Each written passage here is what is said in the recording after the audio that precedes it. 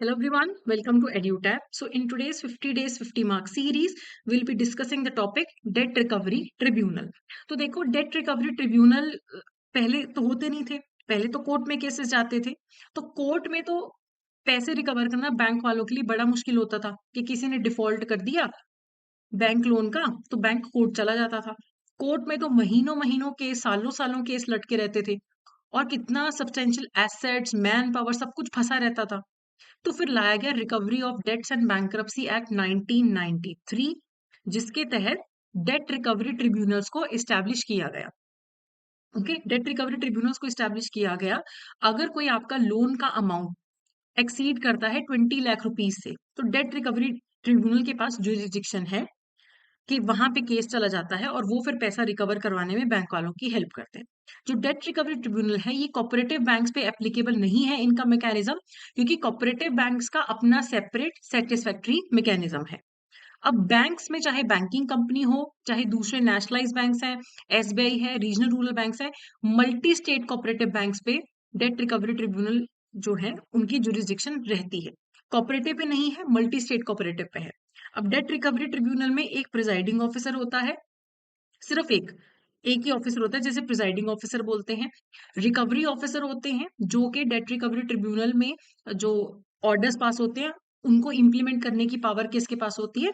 Recovery officer के पास होती है, जिन्हें सेंट्रल गवर्नमेंट अपॉइंट करती है।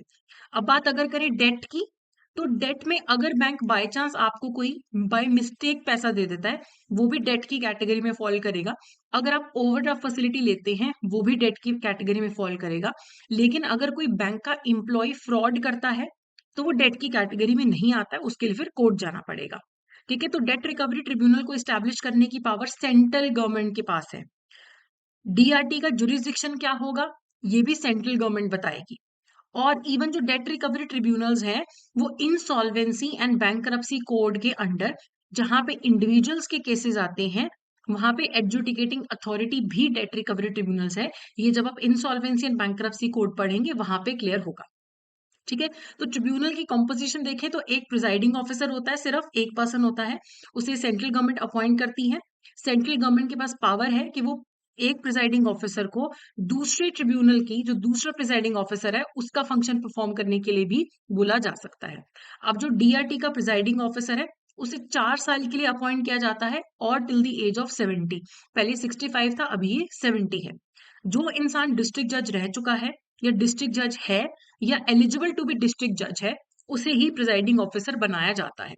अगर डीआरटी कोई ऑर्डर पास करता है, अगर डीआरटी कोई ऑर्डर पास करता है, तो उसकी अपील कहाँ पे होती है? डेट रिकवरी एपेलेट ट्रिब्यूनल में होती है, जहां पे चेयरपर्सन होता है। वहां पे प्रिजाइडिंग ऑफिसर था, यहाँ पे चेयरपर्सन है। इसे भी सेंट्रल गवर्नमेंट अपॉइंट करती है, उसकी जुरिस्डिक्शन भी सेंट्रल गवर्नमेंट बताती है। और अगर सेंट्रल गवर्नमेंट चाहे तो एक चेयरपर्सन को दूसरे चेयरपर्सन का काम भी सौंपा जा सकता है ऑफिशियल गजट के थ्रू नोटिफाई करके। अब जो इंसान हाई कोर्ट का जज रह चुका है या है qualified to be high court जज है, या इंडियन लीगल सर्विसेज का मेंबर रह चुका है, ग्रेड 1 की पोस्ट पे 3 साल तक काम कर चुका है, या ट्रिब्यूनल का मिनिमम 3 साल तक प्रिजाइडिंग ऑफिसर रह चुका है, ऐसे इंसान को डेट रिकवरी एपेलेट ट्रिब्यूनल में चेयरपर्सन बनाया जा सकता है। जिसे भी अपॉइंट किया जाता है प्रिजाइडिंग ऑफिसर या चेयरपर्सन, वो अपॉइंटमेंट्स नॉन क्वेश्चनेबल होती हैं, कोई भी क्वेश्चन नहीं कर सकता उन अपॉइंटमेंट्स को, ना ही अपॉइंटमेंट्स में कोई इशू होने की वजह से उनके द्वारा दिए गए जो ऑर्डर्स हैं उनको खारिज किया जा सकता है। अगर प्रिजाइडिंग ऑफिसर या चेयरपर्सन रिजाइन करना चाहते हैं तो 3 मंथ या उससे ज्यादा का नोटिस देना पड़ता है। एटलीस्ट 3 मंथ्स का नोटिस देके आप रिजाइन कर सकते हो। आपको रिमूव भी किया जा सकता है मिसबिहेवियर या इनकैपेसिटी के बेसिस पे, सेंट्रल गवर्नमेंट इंक्वायरी करके रिमूव भी कर सकती है। अब जो चेयरपर्सन है उसके पास पावर होती है अपने से नीचे के जो ट्रिब्यूनल्स हैं उनको कंट्रोल करना, सुपरिटेंडेंस करना। अगर चेयरपर्सन चाहे तो वो एक प्रिजाइडिंग ऑफिसर की के पास जो एप्लीकेशंस हैं, दे कैन ट्रांसफर। ठीक है, so chairperson can transfer applications from one presiding officer to another within their jurisdiction after notifying the parties and hearing them। तो एक पीओ के पास से दूसरे पीओ के पास एप्लीकेशन को ट्रांसफर किया जा सकता है after notifying the parties. Chairperson PO के काम को भी अप्रेज कर सकते हैं, उनसे इंफॉर्मेशन मांग सकते हैं कि तुम्हारे पास कौन से पेंडिंग केसेस है, तुमने कैसे डिस्पोज ऑफ किया। ठीक है, और मीटिंग्स करी जा सकती हैं। पीओस की परफॉर्मेंस को रिव्यू करने के लिए। अगर चेयरपर्सन को लगता है कि किसी पीओ को रिमूव करना है मिसबिहेवियर या इनकैपेसिटी के बेसिस पे, तो वो सेंट्रल गवर्नमेंट को रिपोर्ट सबमिट करके रिकमेंडेशन कर सकते हैं इन राइटिंग कि इसे रिमूव किया जाना चाहिए। फिर सेंट्रल गवर्नमेंट इंक्वायरी करवाती है। ठीक है। एक बार अगर ट्रिब्यूनल जब इस्टेब्लिश हो गए, तो कोर्ट या किसी भी अथॉरिटी की पावर नहीं है इन केसेस में बोलने की। ठीक है। पहले सिविल कोर्ट्स के पास केस जाया करते थे। जब डेट रिकवरी ट्रिब्यूनल आ गए, तो सारे 20 लाख या उससे ज्यादा के केस डेट रिकवरी ट्रिब्यूनल के पास जाने लग गए। और जो डीआरटी के ऑर्डर से प्रॉब्लम है, तो डीआरएटी में अपील कर दो बस। आगे फर्दर अपील नहीं होती है। सिर्फ हाई कोर्ट और सुप्रीम कोर्ट के पास रिट जुरिस्डिक्शन है, सुपरवाइजरी जुरिस्डिक्शन है, जहां पे केसेस जा सकते हैं। नॉट ऑल केसेस, जहां पे रिट जुरिस्डिक्शन यूज होती है वहीं पे। ठीक है। तो पहले जो सारे केसेस थे वो कोर्ट्स पास किया करते थे, तो तब कोर्ट्स के ही ऑर्डर्स को मान्यता प्राप्त थी। बाद में जब ट्रिब्यूनल्स आ गए, तब ट्रिब्यूनल्स जो है उनके एरियाज डिफाइंड हो गए, ट्रिब्यूनल्स ने काम करना शुरू कर दिया। अब जब ट्रिब्यूनल इस्टेब्लिश हुए, तो उनके पास एप्लीकेशन भेजी जाने लगी रिकवरी ऑफ डेट को। अगर एक बैंक के लोन का डिफॉल्ट हो गया है और अमाउंट 20 लाख से ज्यादा है, तो वो डेट रिकवरी ट्रिब्यूनल में एप्लीकेशन भेजते हैं। ठीक है। जो लोकल जुरिस्डिक्शन है ट्रिब्यूनल की, वहां का जो अगर केस है, तो उस ट्रिब्यूनल के पास केस जाएगा। ठीक है। और अगर बैंक या इंस्टीट्यूशंस चाहें, तो पहले डीआरटी को एप्लीकेशन दे सकते हैं और उसे विड्रॉ करके सरफेसी एक्ट के अंडर भी एक्शन ले सकते हैं। तो उनके पास ऑप्शन है, डेट रिकवरी ट्रिब्यूनल के थ्रू एक्शन ले लो या सरफेसी एक्ट के थ्रू ले लो। ठीक है। एप्लीकेशन जो विड्रॉल की एप्लीकेशन आती है कि हम अपना केस विड्रॉ करना चाहते हैं, 30 डेज के अंदर अंदर एक्शन ले लो। ठीक है। अगर ट्रिब्यूनल विड्रॉ नहीं करने देता, तो ट्रिब्यूनल को बताना पड़ेगा कि वो क्यों नहीं विड्रॉ करने दे रहे। एक बैंक दूसरा बैंक के साथ मिलके भी एप्लीकेशन दे सकता है, जॉइंटली एप्लीकेशन दे सकते हैं, बाद में केस में भी ज्वाइन किया जा सकता है। जैसे मेरे खिलाफ अगर डेट रिकवरी ट्रिब्यूनल के पास बैंक गया है, मैंने एचडीएफसी से लोन का डिफॉल्ट कर दिया, एचडीएफसी डीआरटी चला गया। मैंने एसबीआई का भी डिफॉल्ट कर रखा है, तो एसबीआई एचडीएफसी के साथ बोलेगा कि मैं भी को एप्लीकेंट बन जाता हूँ, मैं भी ज्वाइन कर लेता हूँ। तो ऐसे भी हो सकता है। ठीक है। कई बार कोर्ट का केस जो है वो ट्रिब्यूनल के पास आ जाता है, कोई एडिशनल फीस नहीं लगती है। जब भी ट्रिब्यूनल के पास एप्लीकेशन आती है, वो सम्मन भेजता है डिफेंडेंट को। ठीक है। स्पेसिफिक डायरेक्शंस भेजता है कि 30 डेज के अंदर अंदर अपनी प्रॉपर्टीज बताओ। जब तक ये केस चल रहा है, तुम उन प्रॉपर्टीज को कुछ नहीं कर सकते हो। ठीक है।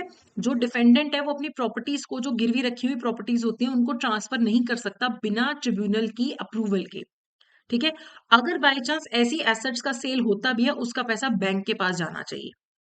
अगर मैंने घर गिरवी रखा हुआ था और मैंने बिना बैंक को बताए घर बेच दिया, तो घर बेच के जो पैसा आएगा वो बैंक को मिलेगा, क्योंकि उसी घर के अगेंस्ट मैंने लोन ले रखा था। ठीक है। ट्रिब्यूनल चाहे तो कंडीशनल अटैचमेंट ऑर्डर भी पास कर सकता है मेरी पार्शल या पूरी प्रॉपर्टी पे। और मेरी प्रॉपर्टी से पैसा रिकवर करने के लिए, ऑर्डर को इंप्लीमेंट करने के लिए जो रिकवरी सर्टिफिकेट जारी किया जाता है, उसे इंप्लीमेंट करता है रिसीवर भी अपॉइंट किया जा सकता है, रिकवरी ऑफिसर भी होता है। रिकवरी ऑफिसर का काम है जो ऑर्डर है उसे इंप्लीमेंट करना। लेकिन अगर प्रॉपर्टी ज्यादा है, लगता है रिसीवर अपॉइंट करने की जरूरत है, तो रिसीवर भी अपॉइंट किया जा सकता है कि तुम प्रॉपर्टीज हैंडल करोगे। ठीक है। मेरी प्रॉपर्टीज है, मुझे मेरी प्रॉपर्टी की कस्टडी से रिमूव किया जा सकता है कि तुम अब ये प्रॉपर्टीज छोड़ दो।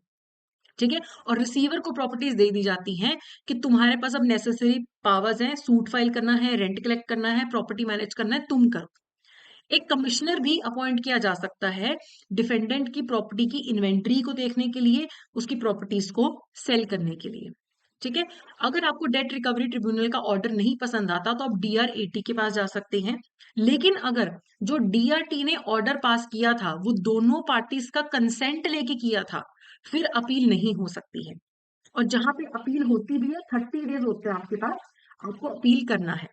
ठीक है। लेकिन अगर आपके पास प्रॉपर रीजन है कि आपने 30 डेज में क्यों अपील नहीं किया, तो फिर आप रीजन फॉर डिले दे दोगे, तो ट्रिब्यूनल आपकी एप्लीकेशन एक्सेप्ट कर लेगा, जो एपेलेट ट्रिब्यूनल है। एपेलेट ट्रिब्यूनल ट्रिब्यूनल के ऑर्डर को कंफर्म कर सकता है, मॉडिफाई कर सकता है, टोटली चेंज भी कर सकता है, और सारी पार्टीज को बता देगा और ट्रिब्यूनल को भी बता देगा कि तुम्हारे ऑर्डर को हमने चेंज कर दिया है। और एपेलेट ट्रिब्यूनल के पास 6 महीने का समय होता है उसको डिस्पोज ऑफ करने का। और ये भी याद रखिए, अगर डीआरटी ने ऑर्डर पास किया और आप अपील करना चाहते हो डीआरएटी के पास, जैसे मेरे खिलाफ डीआरटी ने ऑर्डर पास कर दिया कि मेरी सारी प्रॉपर्टीज अटैच करके मुझसे 50 लाख रुपए रिकवर करके बैंक को दिए जाए। अगर मैं अपील करना चाहती हूँ डीआरएटी को, तो मुझे 50% ऑफ द अमाउंट यानी कि 25 लाख पहले जमा करवाना पड़ेगा, फिर मेरी एप्लीकेशन एक्सेप्ट होगी। मैं रिक्वेस्ट करूं तो ये अमाउंट 25% यानी कि 12.5 लाख तक भी लाया जा सकता है, अगर मेरे पास रीजन हो कि क्यों मैं 50% नहीं अमाउंट जमा करवा सकती हूँ।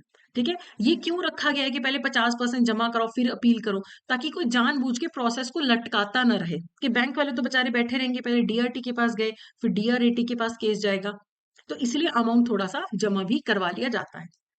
अब इसके रिगार्डिंग एमसीक्यूज देख लेते हैं। तो मेन पर्पस क्या है recovery of debts and bankruptcy act implement करने का? To speed up the recovery of dues owed to the banks and financial institutions, के जो पैसा है वो जल्दी जल्दी रिकवर हो सके। अगला है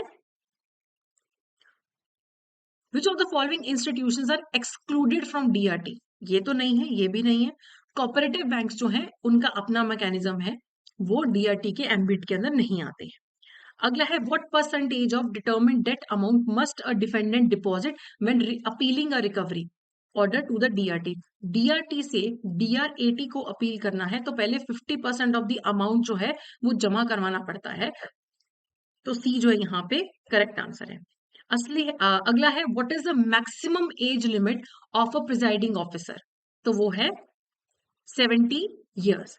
ठीक है, तो याद रखना पहले 65 थी, लेकिन ट्रिब्यूनल एक्ट के अंदर कुछ चेंजेस हुए हैं, अब वो 70 कर दिया गया है। तो अभी जो भी नए ऑर्डर्स आ रहे हैं प्रिजाइडिंग ऑफिसर को अपॉइंट करने के लिए, वहां पे 4 ईयर्स और 70 ईयर्स ऐसे लिखा हुआ है, तो ये आप चेंज कर लीजिएगा। तो ये था हमारा आज का सेशन, और टेस्ट सीरीज हमारे चैनल पे अवेलेबल है एड्यूटैप की वेबसाइट पे जाके टेस्ट सीरीज भी देख सकते हैं। जो भी हमारे यूट्यूब के वीडियोस हैं उनका जो पीडीएफ है आपको टेलीग्राम चैनल पे मिल जाएगा। तो अगर आपको वीडियो अच्छा लगा तो कमेंट करिए, लाइक करिए, शेयर करिए। So that's it for today. Thank you so much.